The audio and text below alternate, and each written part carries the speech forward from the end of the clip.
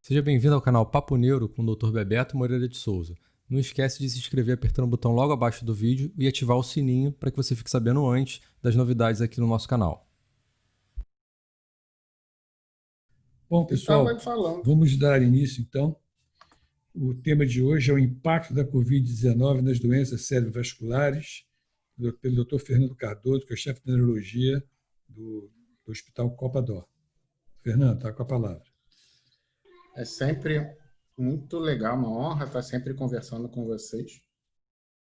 Acho que posso me considerar do grupo de neuroradiologia, embora não seja radiologista, sempre aprendendo muito com vocês.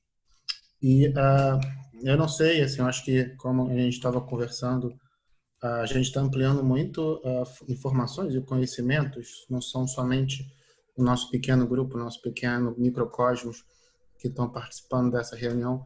Então, acho que, no primeiro momento, eu tenho que tentar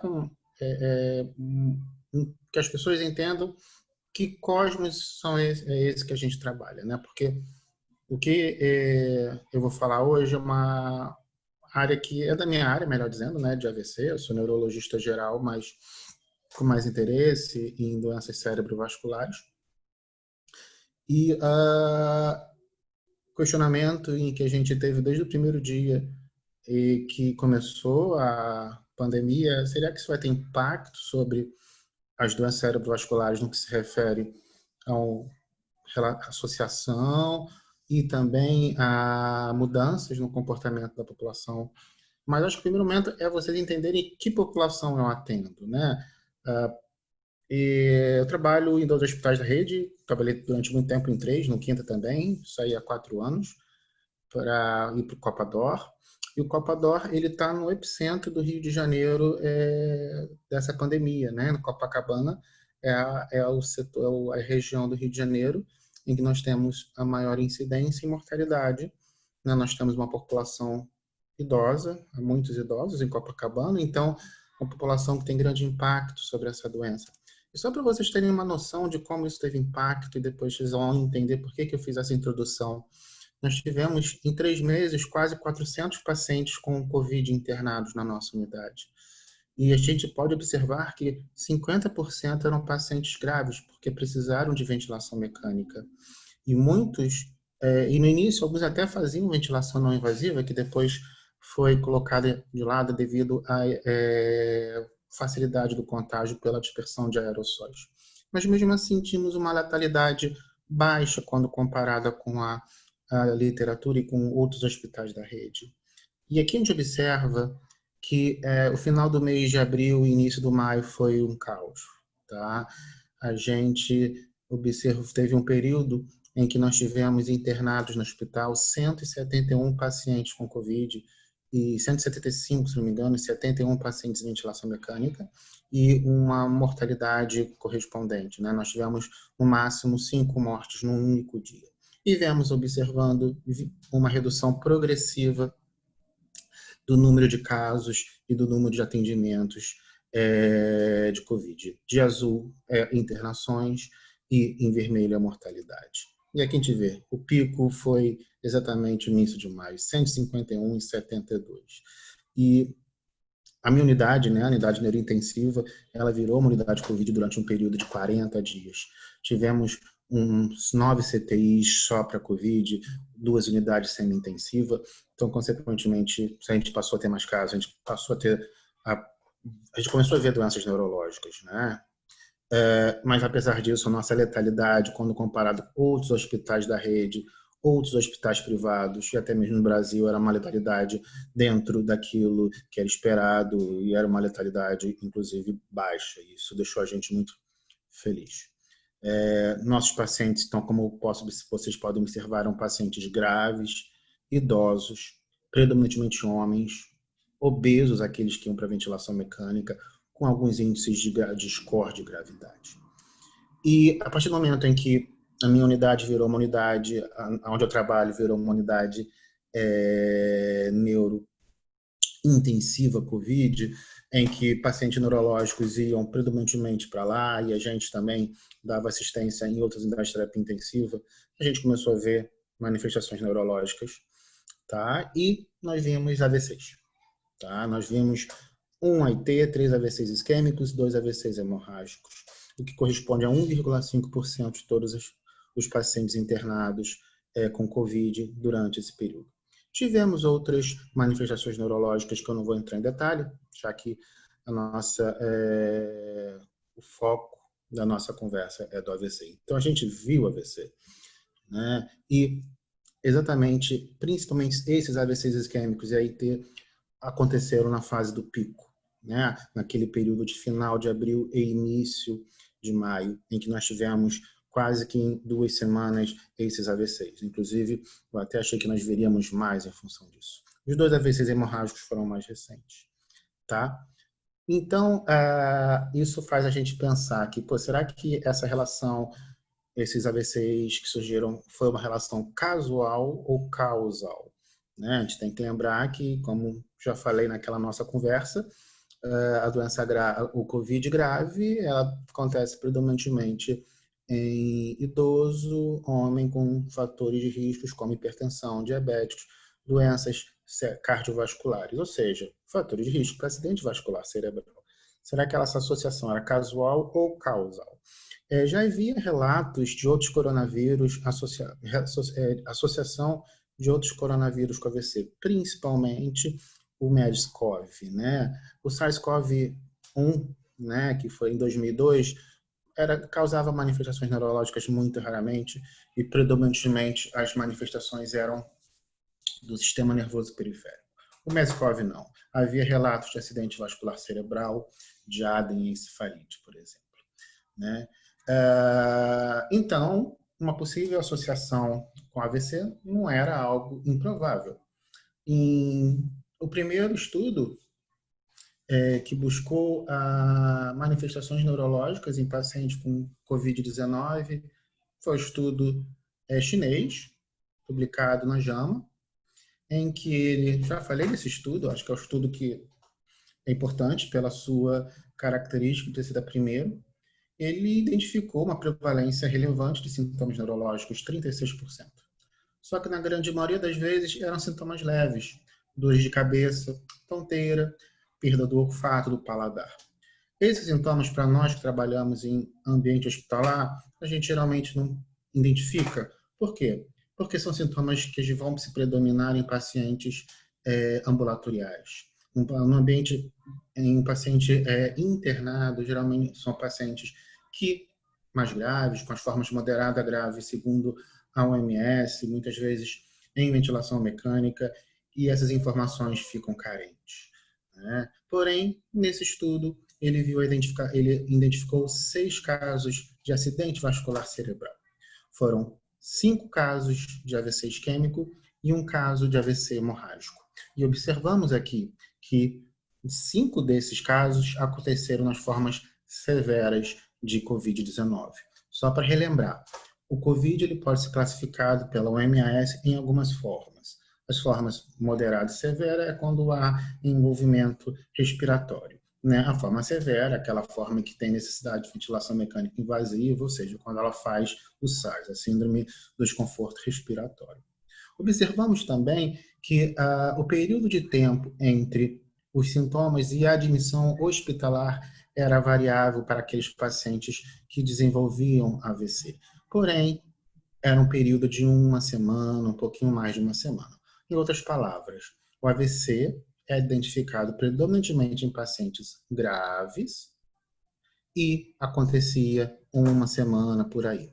Tá? E esse estudo foi muito importante, pois ele mostrava para a gente que, sim, poderia haver uma relação casual e não somente causal. Então, desde então, vários outros registros mostravam a prevalência, a incidência de acidente vascular cerebral, seja isquêmico ou hemorrágico, associado à COVID. Temos uma coorte francesa, espanhola, americana, e daqui a alguns meses vocês vão conhecer uma coorte brasileira com base em um estudo que estamos realizando no IDOR, com outros hospitais da rede do Rio e fora do Rio. Então, nesse slide, né, que é de uma revisão publicada nos Arquivos Brasileiros de Neuropsiquiatria, observamos que a prevalência de acidente vascular cerebral em pacientes com COVID varia entre 2,8% a 5,7%. É uma associação elevada? Não. Então, a gente pode falar que o AVC associado com o COVID, ainda bem que não é uma apresentação frequente, como, por exemplo, é a dor de cabeça, né? Com certeza, vocês já conhecem alguém que teve COVID e essa pessoa, com grande chance de ter falado que teve dor de cabeça. E outro é a alteração de olfato e de paladar, né? Então, a AVC, sim, está associado ao SARS-CoV-2. E talvez a gente até subdiagnostica, né? Esse é um estudo muito interessante, na qual foi feito neuroimagem em pacientes com SARS-CoV-2. E foi visto que nem todo paciente com SARS-CoV-2 ele vai fazer neuroimagens. Isso é bem claro para a gente, né? São pacientes graves, são pacientes que ficam em ventilação mecânica, são pacientes que têm uma troca gasosa ruim, altas doses de amina vasoativa. Então, por exemplo, a gente não tem um tomógrafo portátil na nossa unidade. Então, é um paciente que não tinha a menor condição de eu transportá-lo e fazer um método de imagem. Então, esse estudo mostrou que muitos pacientes assintomáticos, ao realizar um exame de imagem, identificavam-se alterações. E dessas alterações, disparado, a mais frequente era acidente vascular cerebral, principalmente a forma isquêmica. Então, pode ser que aquele valor de 2 a 6 seja até maior, pois se a gente realizasse, por exemplo, exames de imagem nesses pacientes. Nós vemos delírio muito frequente nesses pacientes. Nós não fazemos métodos de imagem de forma casual nesse paciente. Talvez a gente, se fizesse com mais frequência, a gente observaria uma maior incidência, maior prevalência de acidente vascular cerebral assintomático não, acidente vascular cerebral isquêmico ou hemorrágico, né? Então, talvez essa prevalência seja maior do que aquilo que a gente tem, pois a gente não consegue realizar exames em todos os pacientes. E a gente tem que pensar, bem, a literatura mostra, sim, a COVID-19 pode estar associada ao AVC. Essa relação, na grande maioria das vezes, será causal, não casual. Mas como que isso acontece? A literatura, nós estamos lidando com uma doença que já estamos, há 2 meses atrás era 4 meses, agora são 6 meses que a gente está lidando com essa doença, então a gente está começando a entendê-la. Postula-se 2 mecanismos. O primeiro é o mecanismo direto, a lesão direta, a invasão do vírus ao sistema nervoso central e ao endotélio vascular, podendo resultar em uma endotelite, microtrombose, predispondo a acidente vascular cerebral isquêmico ou até mesmo acidente vascular cerebral hemorrágico. Existe um caso, por exemplo, descrito na literatura de hemorragia subaracnoideia pós-aneurismática em um paciente com COVID que pensou em uma das hipóteses seria a lesão direta do endotélio levando à formação de um aneurisma. Essa possibilidade, até o momento, para o COVID-19, ainda está muito na teoria. Porém, já foi identificado no SARS-CoV-1 a presença de partículas virais no endotélio desses vasos. Então, isso não é impossível que possa acontecer. Mas, com certeza, segundo a maioria das pessoas que estudam isso, acredita-se que o mecanismo responsável pelo acidente vascular cerebral em um paciente com AVC seja um mecanismo indireto. Todo mundo... E os principais mecanismos diretos são: 1. Hipóxia e instabilidade hemodinâmica. Como disse, são pacientes graves, são pacientes que chegam, era muito interessante, o paciente conversava com você como se estivesse bem, aí estava saturando a 60%. Então, a hipoxemia desses pacientes era muito severa, e a gente sabe que 20% em estudos de necrópsia mostram que esses pacientes apresentam algum grau de encefalopatia noxo-isquêmica. São pacientes que podem desenvolver um choque séptico com instabilidade hemodinâmica, com alto uso de altas doses de aminas vasoativas, levando a lesão ao desenvolvimento de lesões isquêmicas em áreas de transição e em terminações terminais. Vou pular o segundo, porque é o mais importante. Uma outra possibilidade é a interação com o receptor da enzima conversora da angiotensina 2. A gente sabe, como já falei na primeira apresentação, que esse receptor é o mecanismo pela qual o vírus infecta a nossa célula. E nós temos 2 receptores, 1 e 2. Né?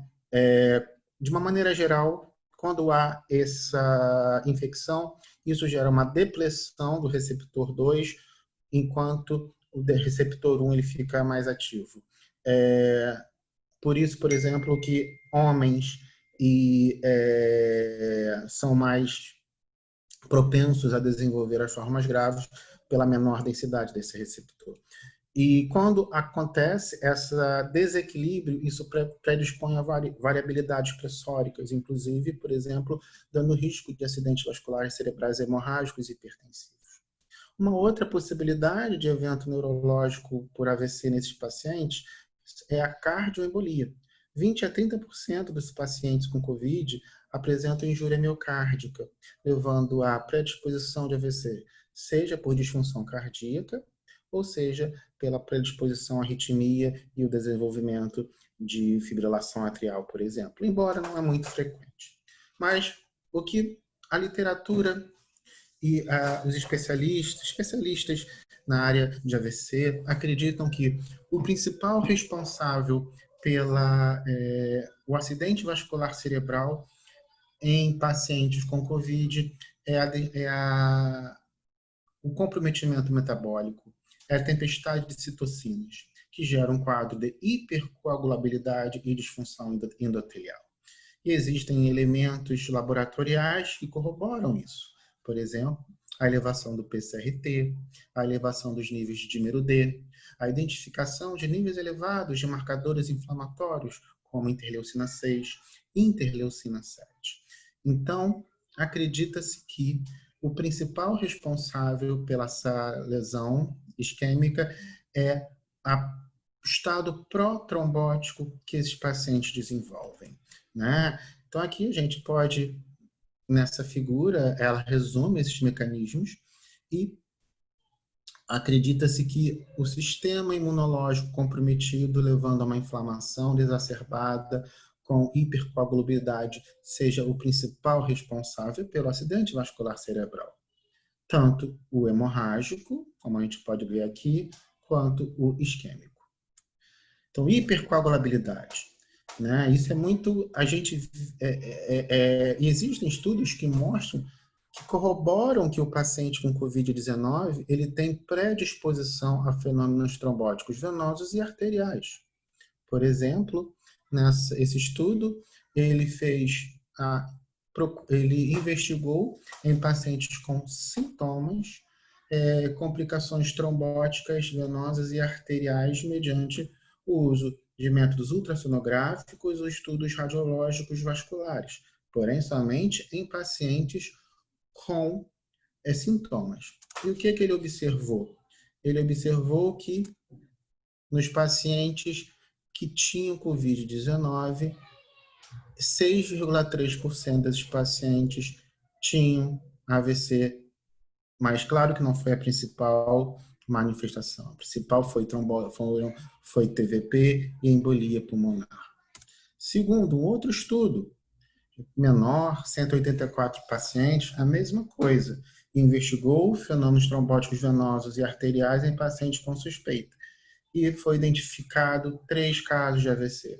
Ou seja, a literatura mostra que o COVID está associado a complicações trombóticas, expresso não só laboratorialmente pela elevação pronunciada de dímero D e corroborada pela apresentação clínica, sobretudo de tromboembolismo venoso membros inferiores, embolia pulmonar, mas também complicações arteriais, predominantemente cerebrais, né? Não tão frequente trombose venosa cerebral. E quando uma vez eu estabelecendo sim que existe associação, será que a gente consegue caracterizar melhor esse AVC associado à COVID? Existe alguma característica que merece ser chamada a atenção? Ou COVID, AVC, o AVC associado à COVID é igual a qualquer outro tipo de AVC? Porque isso pode mudar a minha suspeição quando eu estou vendo esse paciente inicialmente em um ambiente de emergência. A gente observa que ainda continua sendo uma doença predominantemente do idoso, mesmo associada à COVID, como a gente pode observar nessa série de casos, tá? Desculpa. A gente observa que os pacientes, eles geralmente já tinham sintomas de COVID. Tosse seca, encurtamento da ventilação, febre baixa. Observamos aqui embaixo que, geralmente, em que somente um paciente apresentou-se com COVID e depois, apresentou-se com AVC e depois os sintomas de COVID, ao COVID se manifestaram. Geralmente, ao contrário, podendo chegar até quase um mês após o COVID. Então, um paciente que teve COVID um mês, e se ele tiver um AVC, eu ainda posso estabelecer uma relação não só causal entre essas duas enfermidades. Observamos níveis extremamente elevados para dímero D, mas uma coisa chama a atenção. Observem que dos 6 pacientes, 5 tinham a positividade para anticoagulante lúpico. Sabemos que o anticoagulante lúpico é um anticoagulante com atividade protrombótica, né? Ela faz parte da síndrome do anticorpo antifosfolipídio. Isso é muito interessante, mostrando que talvez esses pacientes façam um SAF-like. E a literatura corrobora esse pensamento, né? Existem esse estudo em que mostrou 3 casos de pacientes com COVID-19 que com manifestações de coagulopatia e que tiveram anticorpo antifosfolipídio positivo, né? E também tem outro estudo que eu não mostrei, publicado no New England, em que via uma associação direta entre anticoagulante lúpico e o PTT prolongado, pois a profilaxia para tromboembolismo venoso ele é diferente no paciente com COVID, exatamente por essas informações que eu estou passando. Só que tinha muito paciente que chegava com PTT prolongado e a gente se questionava, o que eu faço? Eu anticoagulo? Não. Mas a identificação de anticorpo anticoagulante lúpico nesses pacientes, mostrando que às vezes eles estavam em um fenômeno de coagulação intravascular disseminada, em que a balança tende mais a protrombose do que a sangramento. Então, são pacientes que têm uma grande predisposição. Então, pode ser que eles façam uma síndrome SAF-like. Isso é relevante principalmente ao se pensar no tratamento, né? Se eu tenho um paciente com AVC associado a COVID, estado protrombótico, anticoagulante lúpico positivo, será que eu vou ter, como é que eu trato? Anticoagulante agrego? E se o anticoagulo vai ter que ser heparina, varfarina, NOAC? Então, isso é muito importante. A gente está ainda conhecendo um pouco sobre isso. Esse é a experiência do grupo de Nova York, né? Ainda estamos tentando caracterizar melhor esse AVC. Será que eu consigo ter pistas sobre o perfil desse paciente? E o que ele observou? Uma coisa muito interessante. Não há diferença em fatores de risco relacionados em pacientes com COVID positivo e COVID negativo. Os dois são hipertensos, os dois são diabéticos, os dois são vasculopatas. Então, é uma informação que a gente não viu diferença, né? Porém, observem, o AVC ele é pior, ele é mais grave. Vimos que o NIH médio de admissão é 19, enquanto nos COVID negativos foi 9. Isso pode ser um viés. Falarei mais à frente que os AVCs isquêmicos menores eles não estão indo para os nossos hospitais pelo risco de serem infectados no nosso hospital. Porém, tudo mostra que o AVC associado à COVID ele é mais grave e refletindo essa gravidade, um NIH alto, a oclusão de grande vaso é maior em paciente como COVID positiva do que Covid negativa, né? Talvez pelo mesmo motivo. Um AVC isquêmico menor, eu não tenho um grande vaso ocluído, talvez ele não está indo no hospital, eu não tenho essa informação. Porém, esse estudo mostrou exatamente isso. Apesar de que não há diferença no que se refere a fatores de risco, o paciente ele é mais grave, o paciente tem oclusão de grandes vasos. E a gente, na grande maioria das vezes, não consegue identificar a causa desse AVC. Ele fica como criptogênico, ou o famoso ESUS, né, o AVC isquêmico embólico de fonte indeterminada, apesar da investigação. Vimos alguns pacientes com uma cerebral média ocluída, mas a carótida estava aberta, embora possa também ter lesão em tandem. Então, mostrando para a gente que vários fenômenos podem estar envolvidos. Uma coisa que chamou a atenção, inclusive, foi a capa do Washington, do jornal americano, foi que eles viram um aumento da ocorrência de AVC em jovens, né? Nessa série de casos publicada na New England, foi publicado, ser relatado 5 pacientes com menos de 50 anos que desenvolveram um acidente vascular cerebral isquêmico grave, todos, como vocês podem observar, NIH alto na admissão, oclusão de grande vaso. E nesse estudo, esses 5 pacientes aconteceram em 2 semanas. Ele tinha enquanto que no ano de 2019 a ocorrência de AVC em menos de 50 anos em paciente com a ocorrência de AVC em menos de 50 anos durante 2 semanas era inferior a 1, nesse período foi de 5. Então isso chamou muita atenção da sociedade médica, das pessoas que trabalham de AVC, do aumento da prevalência de AVC em jovem e um AVC grave com oclusão de grande vaso. Mas ainda, de uma maneira geral, esse AVC ainda vai ser mais frequente em idoso. E esse AVC nos preocupa, porque, como eu disse, esse AVC é um AVC mais grave, né? Aqui a gente observa, como eu volto a ressaltar, não há diferenças estatísticas em relação a fatores de risco, mas isso aqui é preocupante. A mortalidade hospitalar em pacientes com Covid é muito maior, o delírio é muito maior. O ranking, né, a escala de ranking modificada é uma escala de dependência, vamos dizer, de status funcional, né, em pacientes com acidente vascular, pode ser extrapolado para outras doenças neurológicas. E a gente sempre procura um ranking até no máximo 2, que significa independência. E a gente observava aqui que a probabilidade de bom prognóstico no AVC COVID era 25, enquanto que o não COVID era 70, tá? Então, a gente tem uma doença grave.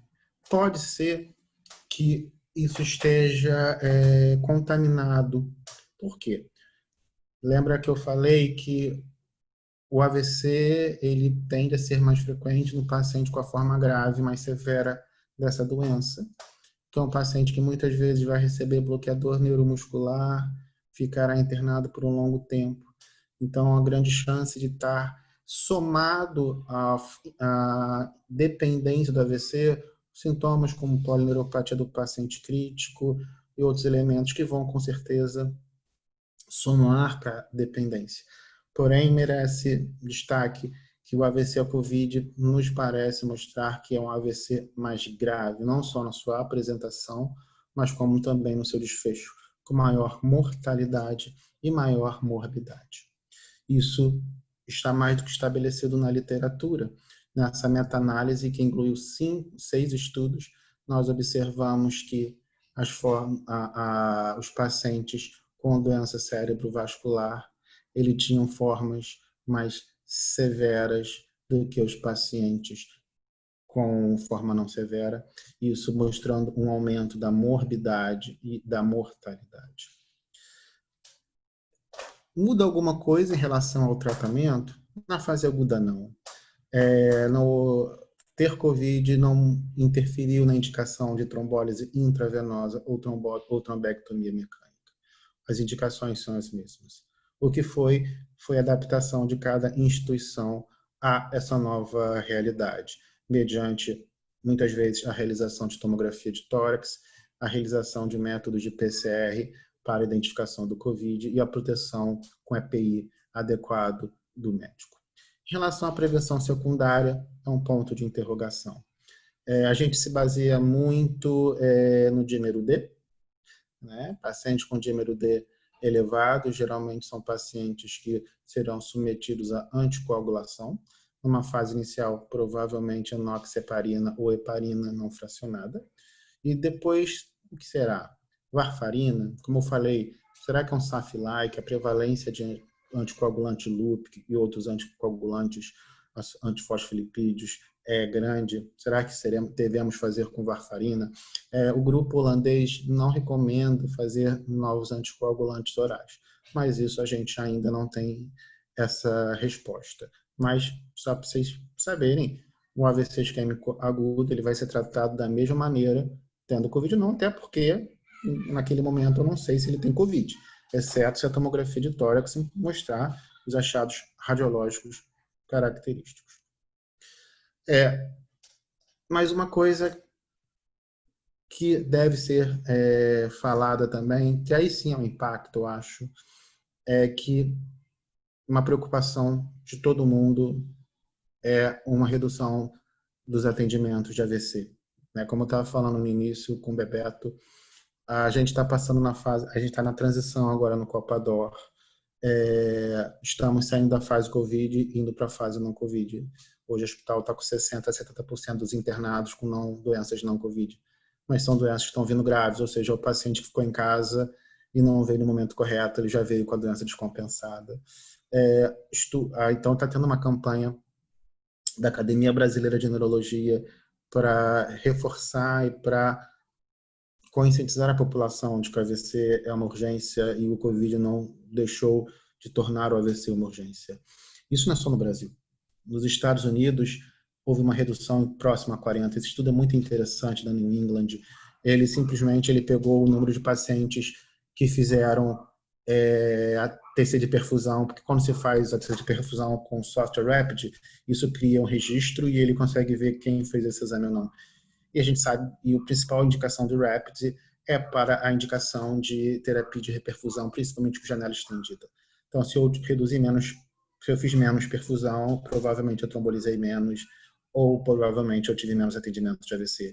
E eles viram uma redução de 40%. No grupo da Espanha, houve uma redução em torno de 23%. Na China, 40%. E já temos um estudo brasileiro feito em Joinville, em que foi um estudo populacional, em que viu uma redução próxima a 40% das admissões e dos atendimentos de AVC. Isso é muito preocupante. Porque a gente pergunta, o AVC parou de acontecer? Ou o paciente não está chegando a mim? Então, só para mostrar a minha experiência no nosso Copador. No mesmo período, de março a maio de 2019, nós atendemos 53 AVCs. Em 2020, 28. Houve uma redução em 47%. Não houve uma redução do número de trombólises, tá? Muito porque, proporcionalmente. Porém, o número de atendimentos reduziu quase a 50%. E isso mostra, a literatura corrobora isso. A gente pode observar Covid atendo menos do que antes do Covid. E quando o paciente vem ao hospital, ele vem tarde. Que a gente observa pré-Covid, a maioria dos pacientes com AVC, eles se concentram com menos de 480 minutos do início dos sintomas. No Covid, isso está distribuído. Então, o paciente ele vem pouco ao hospital, geralmente vem nas formas graves e geralmente vem tarde demais. Então, isso é muito preocupante. E por que isso pode estar acontecendo? Primeiro, isolamento social. A população não está indo ao hospital porque está com medo de ir ao hospital. Segundo, o idoso está isolado, muitas vezes com a sua esposa, que também é idosa, ou vice-versa, e ele não vai reconhecer o AVC, porque ele está isolado. Segundo, junto a esse menor reconhecimento, eu posso ter erros e falhas de diagnóstico. Por quê? Porque não certamente, corretamente, como a gente está numa pandemia de uma doença predominantemente respiratória, muitas vezes os sintomas respiratórios serão colocados em primeiro lugar.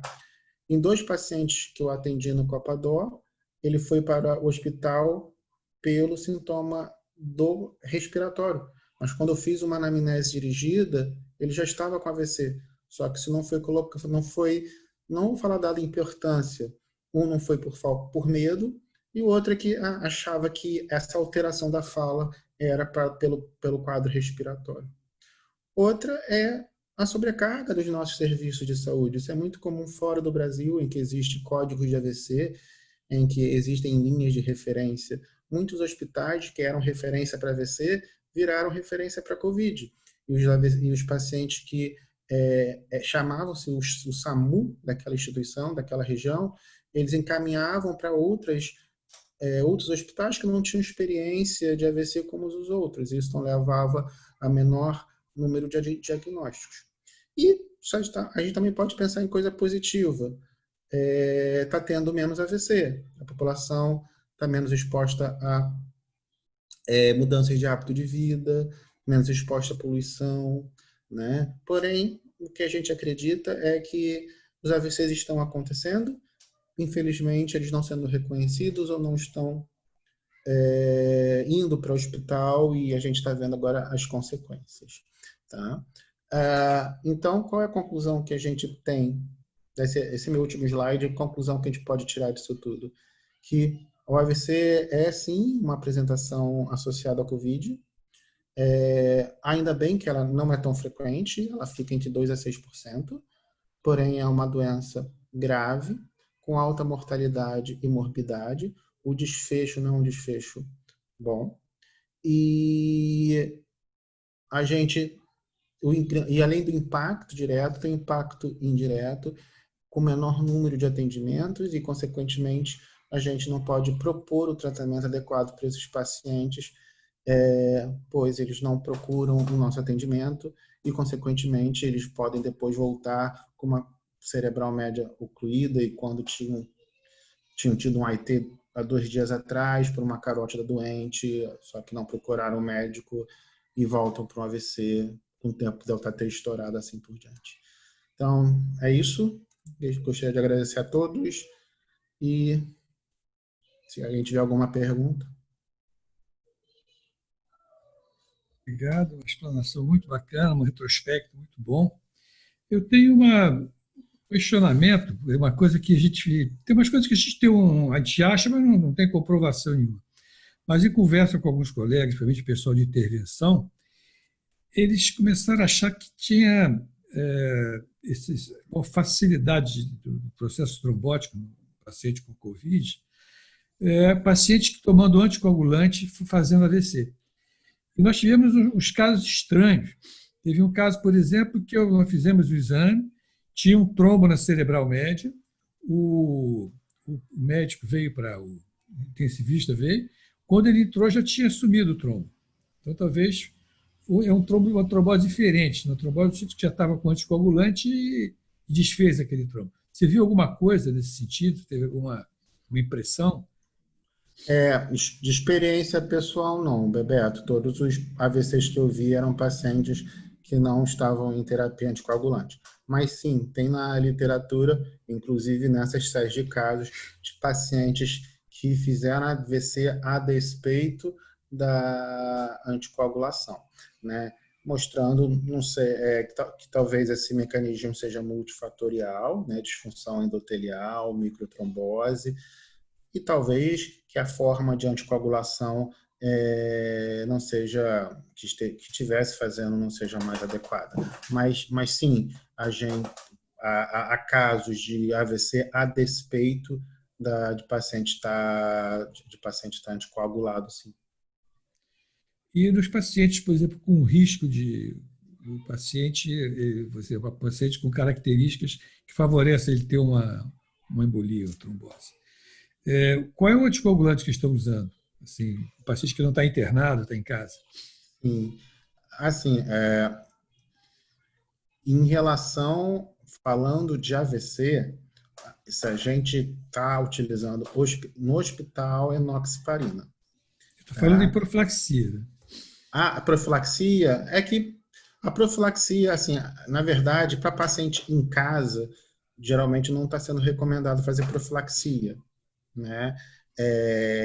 Seja com xarelto ou com anticoagulante heparina de baixo peso molecular, né? A gente já recebeu paciente que veio para o hospital, estava sendo tratado em casa usando xarelto, essas coisas, mas isso ainda não é uma recomendação, pelo que eu saiba, posso estar enganado, formal, né? O que a gente faz em ambiente hospitalar é profilaxia com base no dímero D. Existe paciente com, por exemplo, dímero D acima de 3.000, a profilaxia é anticoagulação. A gente usa anticoagulação com enoxaparina. Claro que às vezes a gente se encontra em uma situação difícil. Por exemplo, um paciente ele pode fazer um AVC isquêmico, eu trombolizei, ou fiz uma trombectomia, ele é COVID positivo, ele tem 5.000 de dímero D, o que eu vou fazer no dia seguinte? Eu vou anticoagulá-lo, ele pode fazer transformação hemorrágica e ter uma piora clínica, inclusive podendo levar ao óbito. Então, isso aí são situações difíceis, a gente ainda não tem a resposta. Eu, pessoalmente, a tendência no caso de AVC, de profilaxia, de prevenção secundária, ou seja, o paciente ele tem COVID, ele fez um AVC, a gente investigou ele por completo e não achamos a causa, tem um dímero D alto. A minha tendência seria, na fase aguda, anticoagulá-lo com heparina e depois com varfarina. Por quanto tempo, não sei te responder. O que eu faria repetiria alguns exames posteriormente, investigando fibrilação atrial, que justificam manter a anticoagulação por mais tempo. Essa resposta a gente ainda não tem. Talvez ao longo do próximo ano, com os registros e com novos estudos, a gente vai ter uma resposta para essa pergunta. Como eu disse, o grupo holandês ele publicou um artigo em que ele não recomenda novo anticoagulante oral. Mas, por exemplo, eu sei gente que usa xarelto na prevenção de pacientes graves, sobretudo em pacientes com disfunção renal, que a enoxaparina é complicado. Mas em AVC, pelo medo de transformação hemorrágica, essas coisas, na fase aguda heparina e depois... Aí é a opinião pessoal minha, acho que ainda não temos nada, seria a varfarina, até como eu falei, possivelmente pela associação, a gente foi muito impactante a identificação de uma possível SAF-like, né, de 6 pacientes, 5 tinham anticoagulante lúpico positivo, então, e a gente sabe que esse mecanismo, os novos anticoagulantes orais, eles uma evidência de benefício, é a boa e velha varfarina, então talvez com a varfarina mesmo, agora por quanto tempo, eu não sei te responder. Ok, obrigado. Alguém tem mais alguma pergunta? Fernando, esses pacientes que teoricamente não chegam no hospital, né? O cara está em casa, não vai para casa, não vai para o hospital e tem um AVC. Como é que isso acontece? Ele vai para o hospital com o quadro estabelecido, não tem mais tempo de tratar? Como é que você identifica isso? Além do estudo, né? Do paciente não aparecer, aí aparece o paciente que teoricamente ele estaria dentro do delta T e faria o tratamento, e ele não aparece. Ele vai depois, chega no hospital sequelado, já chega só para suporte. Como está acontecendo isso? Bem, o que a gente... Eu vou ter... A gente está fazendo um registro, um estudo em toda a rede DOR. Em toda não, na rede DOR, com alguns hospitais do Rio e de São Paulo, e se eu não me engano, da Bahia, em que a gente vai incluir todo o paciente com AVC e COVID para a gente tentar entender isso. O que eu tenho observado, e a literatura corrobora, os pacientes que vão ao hospital na fase aguda são os pacientes graves.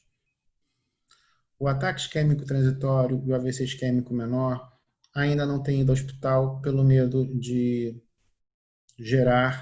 ser infectado.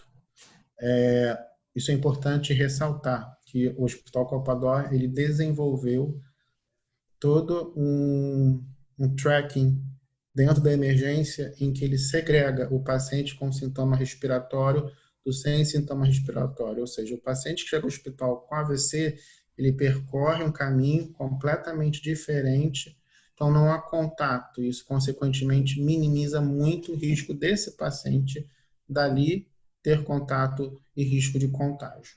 E se ele for internado, ele vai fazer um PCR para COVID, mas para a gente saber se a gente está lidando com um paciente assintomático do ponto de vista de COVID. Então, o que a gente observou? Que os pacientes vêm mais grave, porque eles vêm só quando está precisando mesmo.